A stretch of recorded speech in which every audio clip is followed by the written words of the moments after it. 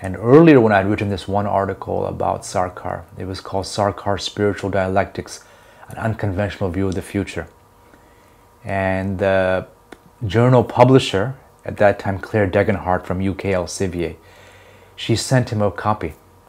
And Sarkar got it and he made a comment. He said, well, Subodh is wrong. There's no dialectics in the spiritual. So he said, please tell him to change the title. And so the message I got was, spirituality is a supreme, subjective, synthetic proposition. Now, of course, you can't have a good title for a book like that. So Sarkar's Spiritual Dialectics was a better title. But he said, spirituality, there's no thesis, antithesis, right? There's just, it was beyond dialectics.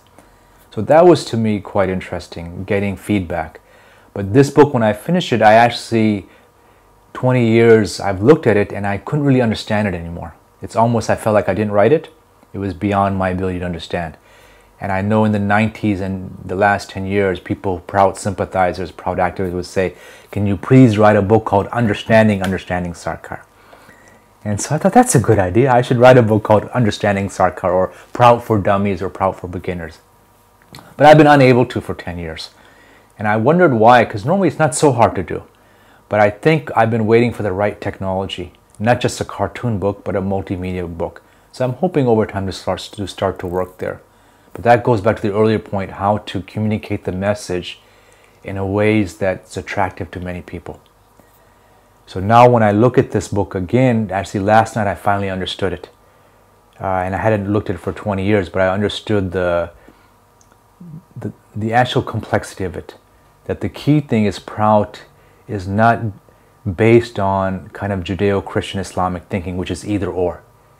It's both and.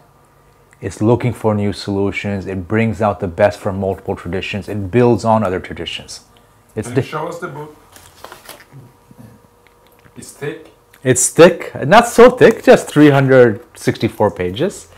It's not an easy read. It's a scholarly book, and I wrote it not as an easy, beginner's guide.